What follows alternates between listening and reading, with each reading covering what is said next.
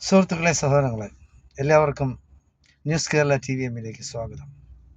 അപ്പോൾ വിഷയം Jeffrey Epstein ലോകം കണ്ട ഏറ്റവും വൃത്തികെട്ട് മനസ്സിൻ്റെ ഉടമയായ, ഒരു ധാർമ്മികതയുമില്ലാത്ത, കുപ്രസിദ്ധനായ, തെമ്മാടിയായ, യാതൊരു ബോധവുമില്ലാത്ത ഒരു ചെറ്റയുടെ കഥയാണ് ജെഫ്രി എപ്സ്റ്റീൻ്റെ കഥ എന്ന് പറയുന്നത്. ലോകത്തിലെ ഏറ്റവും വൃത്തികെട്ട കൂട്ടിക്കൊടുപ്പുകാരൻ ആർക്കൊക്കെയാണ്? ലോകത്തിലെ പ്രസിദ്ധരായ രാജ്യതന്ത്രജ്ഞന്മാർ,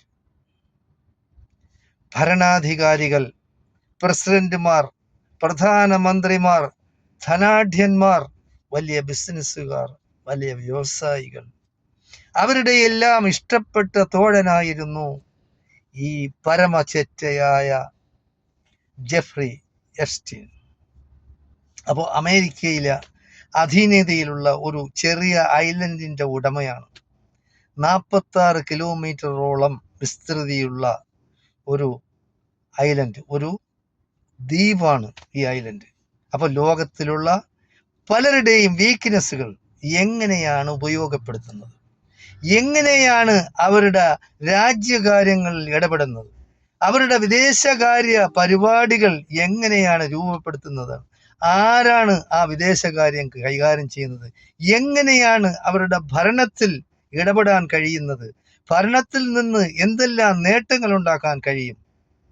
അപ്പോൾ എങ്ങനെയും ഏത് ചെറ്റത്തിലും ജെഫ്രി എപ്സ്റ്റീൻ സ്ത്രീകളെ ഉപയോഗിച്ചിരുന്നു, കൗമാര പ്രായക്കാരായ കുട്ടികളെ, പെൺകുട്ടികളെ, ആൺകുട്ടികളെ ഉപയോഗിച്ചിരുന്നു. 2019 അമേരിക്കയിലെ ജയിലിൽ വെച്ച് ആത്മഹത്യ ചെയ്തെന്ന് പറയുന്നു, കൊന്നു എന്ന് പറയുന്നു, അല്ലാതെ മരണപ്പെട്ടു എന്ന് പറയുന്നു.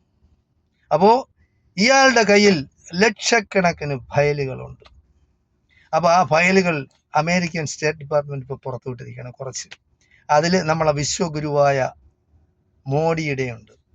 അപ്പോൾ ഇന്ത്യയിലെ പ്രമുഖരായ മൂടുതാങ്ങികളായ BJP RSS മൂടുതാങ്ങികളൊന്നും ഇതൊന്നും പ്രസിദ്ധപ്പെടുത്തുന്നില്ല. മോഡിയെ പുകഴ്ത്തുകയാണ്, മോഡിയെ ഇല്ലായ്മ ചെയ്യാൻ ശ്രമിക്കുകയാണ്. അപ്പോൾ ഇവിടെ കേരളത്തിലും ഉണ്ട് കുറേ ചെറ്റകൾ. അവന്മാർ എന്താണ് പത്രധർമ്മം എന്നോ, എന്താണ് മീഡിയ ധർമ്മം എന്നോ, എന്താണ് ജേർണലിസം എന്നോ അവന്മാർക്ക് ഒരു ചുക്കും അറിഞ്ഞിട. വാക്കി തുറന്ന് ഇവനൊക്കെ കള്ളമല്ലാതെ പറയില്ല. കുറേ ഉണ്ട്, തത്വമയി ഉണ്ട്, കർമ്മ ന്യൂസ് ഉണ്ട്, പിന്നെ മറുനാടൻ മലയാളി ഉണ്ട്, ABC ഉണ്ട്, അങ്ങനെയുള്ള കുറേ ചെറ്റകളുണ്ട്. ഇവന്മാരാരും സത്യം പറയില്ല. അപ്പോൾ സത്യം പറയുന്ന ചാനലുകളെ അവർ മൗദൂദി ചാനൽ എന്ന് വിളിക്കും, അവർ വേറെ എന്തെങ്കിലും എന്ന് പറയും, സുഡാപ്പികൾ എന്ന് പറയും, മറ്റേതെന്ന് പറയും, മറിച്ചതെന്ന് പറയും. അതായത് മോഡിയുടെ പേര് എങ്ങനെയാണ് ഈ കുപ്രസിദ്ധനായ ഈ പെൺകുട്ടികളെയും ആൺകുട്ടികളെയും വഴിപിഴപ്പിച്ച എത്രയെങ്കിലും പേര് കൊന്നൊടുക്കിയിട്ടുണ്ടെന്നാണ് പറയുന്നത് ആ ഐലൻഡിനകത്ത്, ആ ദ്വീപിനകത്ത്. അപ്പോൾ ഇന്ത്യയിൽ തന്നെ എത്ര കുട്ടികളെയാണ് ഒരു വർഷം കാണാതാവുന്നത്? 2023 മാത്രം 43,000 ചില്ലറ കുട്ടികളെ കാണാനില്ല എന്നാണ് കണക്ക്. എവിടെ പോയി അവരെല്ലാം? അപ്പൊ ഇവിടെ എന്താണ് രാജ്യസുരക്ഷ എന്ന് പറയുന്നത്? എന്താണ് രാജ്യസ്നേഹം എന്ന് പറയുന്നത്? ഇവരൊക്കെ കള്ളമല്ലേ പറയുന്നത്, ഈ RSS സംഘപരിവാർ ശക്തികൾ. എന്താണ് അവരുടെ രാജ്യസ്നേഹം? ഒരു രാജ്യസ്നേഹം ഇല്ല അവർക്ക്. അവർ രാജ്യദ്രോഹികളാണ്, ദേശദ്രോഹികളാണ്, രാജ്യത്തോട് യാതൊരു കൂറുമില്ലാത്തവരാണ്, ജനങ്ങളോട് യാതൊരു പ്രതിബദ്ധതയും ഇല്ലാത്തതാണ്. അവർക്ക് അവരുടെ കാര്യം മാത്രം, അവരുടെ നേട്ടം മാത്രമാണ് അവരുടെ ലക്ഷ്യം. അവരൊക്കെ എങ്ങനെ സംഘപരിവാറിനോട് പരിപോഷിപ്പിക്കുക, എങ്ങനെ ബ്രാഹ്മണ്യം തിരിച്ചു കൊണ്ടുവരാനൊക്കൂ, ജനാധിപത്യത്തിലും മതേതരത്വത്തിലും വിശ്വസിച്ച ഒരു സമൂഹത്തെ എങ്ങനെ ഇല്ലാതാക്കാൻ ശ്രമിക്കാമെന്നാണ് അവരിപ്പോൾ പഠിച്ചുകൊണ്ടിരിക്കുന്നത്. നിങ്ങളിപ്പോൾ കണ്ടാണ് അടുത്ത് മലപ്പുറത്ത് നടന്ന മഹാകുംഭമേള.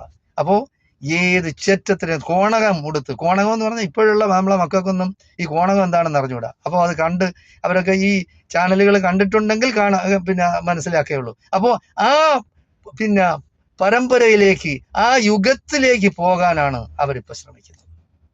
നമ്മൾ മനസ്സിലാക്കണം. അപ്പോൾ എന്ത് ചെറ്റത്തരവും ഇവിടെ അവർ കാണിക്കും. കാണിക്കുന്ന എന്തിനു വേണ്ടിയാണ്? അവർ രാജ്യത്തോടുള്ള സ്നേഹമല്ല, കസേരയോടുള്ള സ്നേഹമാണ്. എങ്ങനെ അധികാരം നിലനിർത്താം അതിനുവേണ്ടി അവർ മതത്തെ കൂട്ടുപിടിക്കും, അവർ ഏത് ചെറ്റകളെയും കൂട്ടുപിടിക്കും. അത് നമ്മൾ മനസ്സിലാക്കിയെടുക്കണം. കാരണം കേരളത്തിൽ ഇലക്ഷൻ വരാൻ പോവുകയാണ്, നിയമസഭാ തെരഞ്ഞെടുപ്പാണ്. അതിനുവേണ്ട എല്ലാ അടിസ്ഥാന സൗകര്യങ്ങളും നമ്മുടെ പിണറായി വിജയൻ ചെയ്തു കൊടുക്കും ഈ ചെറ്റകൾക്ക് വേണ്ടി. നമ്മളത് മനസ്സിലാക്കിയിരിക്കണം. എന്തായാലും ശരി, മോഡിയെ പറ്റി ഇന്ന് വരെ, അതായത് നമ്മുടെ വിദേശകാര്യം തീരുമാനിക്കുന്ന ആരാണ്, പ്രഖ്യാപിക്കുന്നത് ആരാണ്? ഡൊണാൾഡ് ട്രംപാണ്. അമേരിക്കക്കാരനായ ഡൊണാൾഡ് ട്രംപാണ് ഇന്ത്യയുടെ വിദേശ നയം തീരുമാനിക്കുന്നത്. ഇന്ത്യ ആരിൽ നിന്ന് എന്തെല്ലാം വാങ്ങണമെന്ന് തീരുമാനിക്കുന്നത് ഡൊണാൾഡ് ട്രംപാണ്. അതായത് നമ്മുടെ പിണറായി വിജയൻ മുട്ടിലെഴയും നമ്മുടെ മോഡിയുടെ മുൻപിൽ. നമ്മുടെ മോഡി വിശ്വഗുരു ഡൊണാൾഡ് ട്രംപിന്റെ മുന്നിൽ പോയി മുട്ടിലെഴയും, കാല് പിടിക്കും. അപ്പോൾ ഇതാണ് ഇവിടെ നടന്നുകൊണ്ടിരിക്കുന്നത്. ഡൊണാൾഡ് ട്രംപ് പറഞ്ഞാൽ എണ്ണ നിങ്ങൾ ഇറാനിൽ നിന്ന് വാങ്ങാൻ പാടില്ല ഇന്ത്യ. ഇല്ലേ, ഞങ്ങൾ വാങ്ങിക്കൂലേ? എവിടെ നിന്ന് വാങ്ങിക്കണം? ഞാൻ വെനിസ്വലയിൽ നിന്ന് നിങ്ങൾക്ക് എണ്ണ തരും, എനിക്ക് ഇഷ്ടപ്പെട്ട വിലയ്ക്ക്, അത് നീ വാങ്ങിച്ചോളണം.